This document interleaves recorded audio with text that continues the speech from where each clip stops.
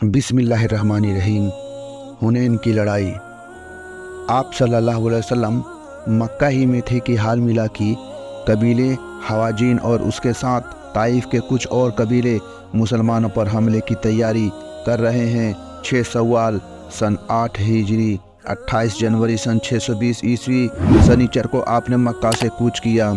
آپ کے ساتھ 12,000 بہادر تھے، 10,000 وہ جو مدینے سے آئے تھے اور 2,000 مکے کی جیت کے بعد شامل ہو گئے۔ ڈھال، تلواروں، بھالے وغیرہ ہتھیار ضرورت بھر ساتھ تھے۔ حنین نامی جگہ پر ایک گھاٹی میں داخل ہو رہے تھے کہ چاروں اور سے دشمنوں نے تیروں کی بوچھار شروع کر دی۔ مسلمان جم کر لڑے، دشمنوں کے پاؤں اکھڑ گئے۔ مسلمانوں نے سوچا آج ہماری اس بھاری تعداد کے سامنے کون ٹک سکتا ہے۔ اس خیال کا آنا تھا کہ لڑائی کا نقشہ بدل گیا، جیت ہار میں بدل گئی۔ لیکن پیارے نبی صلی اللہ علیہ وسلم اور ان کے کچھ جانثار ساتھی اپنی جگہ پر پہاڑ کی طرح اٹل تھے۔ آپ نے حضرت عباس کو حکم دیا۔ ان کی آواز بہت بھاری تھی۔ انہوں نے پکارا تو لوگ پلٹے، 100 آدمی اکٹھے ہو گئے اور دوبارہ جو حملہ کیا تو دشمن بالکل ہی ہار گیا۔ جیت مسلمانوں کی ہوئی۔ غنیمت میں 6,000 عورتیں، بچے، 24,000 اونٹ، 40,000 بکریاں اور بہت زیادہ چاندی ہاتھ آئی۔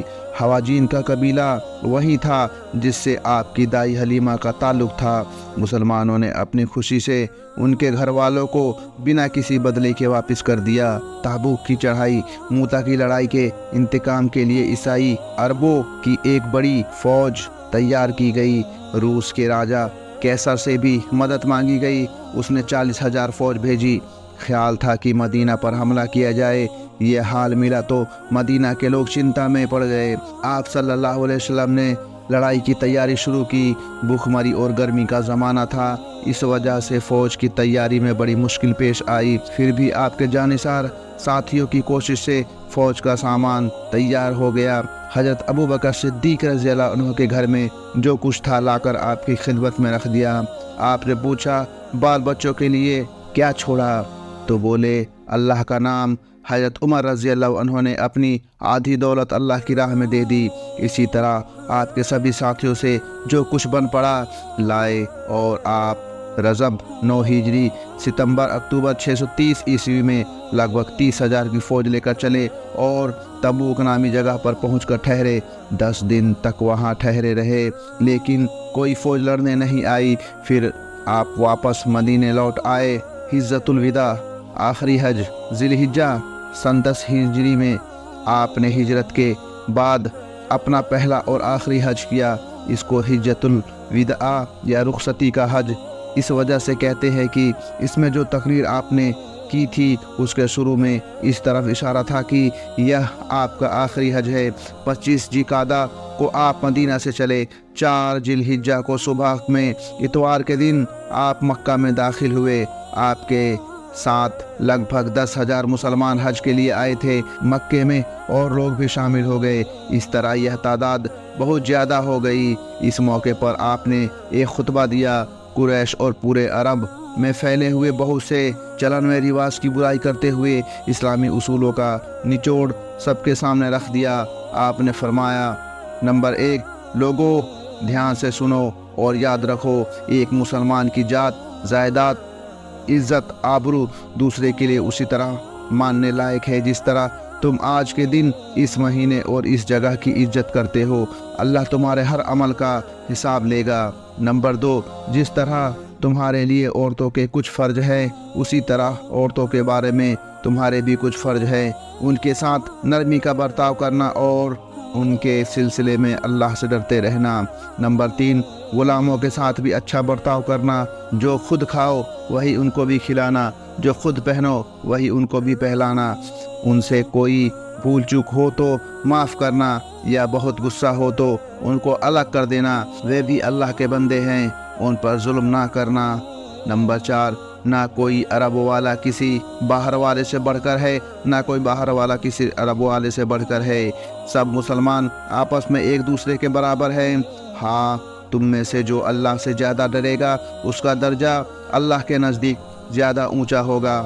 نمبر 5 میں تمہارے بیچ اللہ کی پاک کتاب قرآن چھوڑے جاتا ہوں، اگر تم اس کو مضبوطی سے تھامے رہو گے تو میرے پیچھے کبھی گمراہ نہ ہوگے۔ نمبر 6، لوگوں، نفس کی خواہشوں کا چھوڑنا، مسلمانوں کا بھلا چاہنا اور آپس میں میل جول سے رہنا، یہ 3 اصول وہ ہیں جن کی پابندی سے دل صاف رہتا ہے۔